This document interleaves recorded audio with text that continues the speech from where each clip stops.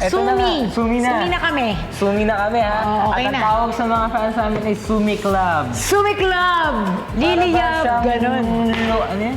Liliyab, Sumi Liliyab, Club. yan. Pasiklab. Kasi kami Pasabog, mga Pasiklab. ganon.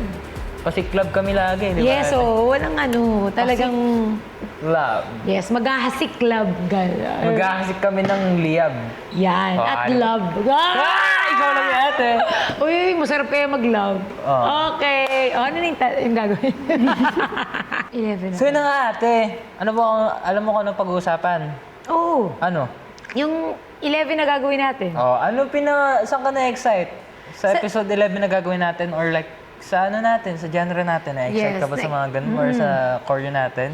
Na-excite ako na, syempre may kaba pa rin ako, di ba? Alam ko medyo matagal na rin tong yung Stars on the Floor na rehearsal natin at ginagawa natin mga iba't ibang genre ng sayaw. Pero eto kasi yung moment na tayo na talaga yung hanggang dulong partner eh. So, eto yung talagang kailangan lagyan mo talaga ng puso't lahat, kaluluwa, kaisipan, lahat eh. Itotodo mo na to, lalo pat alam mo naman na hindi ko rin genre talaga yung mga ginagawa at tinuturo sa ating sayaw. Ikaw kasi talaga, dancer ka. Alam mo yun, minsan nasasaktan na rin talaga. Ate, wait lang, Sorry, kalmahan mo. nadadala ako. Kalmahan mo kasi. bro, eto na to. Dire-diretso ka. Nasa flip-topan ka ba? Sorry.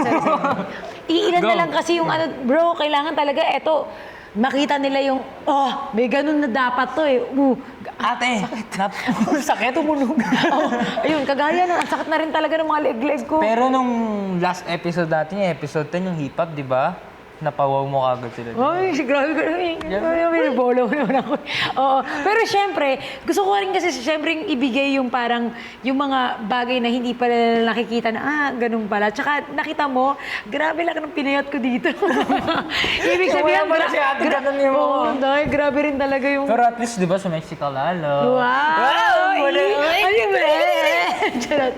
Oh, di ba? Oh. Ang saya-saya natin, no? Pero alam mo, parang umabol ka sa edad ko.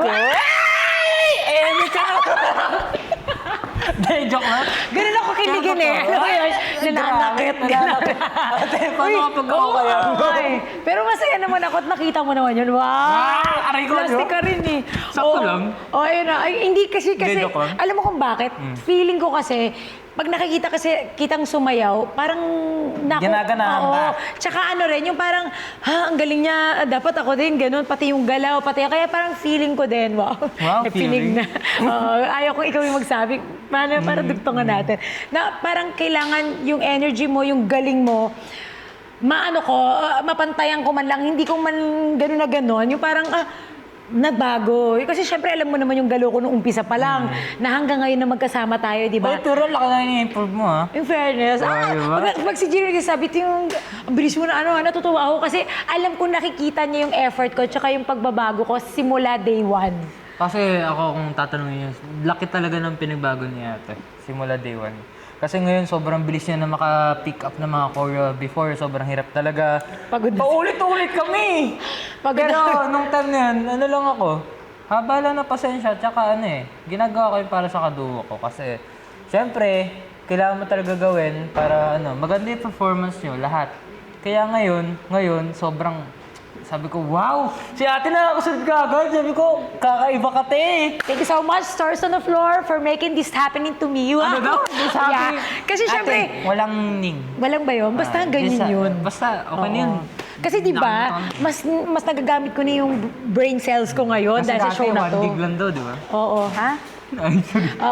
Hindi totoo naman yun talaga. Promise. Talagang dito sa show na to, parang give na give yung mindset ko. Wow, mindset.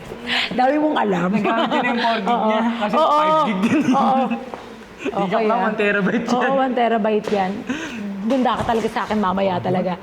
Tsaka ito yung maganda sa amin. Talagang yung ugali namin, drive kami. Kahit na ang layo ng, hindi naman malayo natin sabihin kasi Malayo mga endorsements. Hindi, malayo na, malapit Ito, pa. magkalayo yung mga experience natin kasi Tama. ikaw, mas marami ka na experience kaysa sa akin.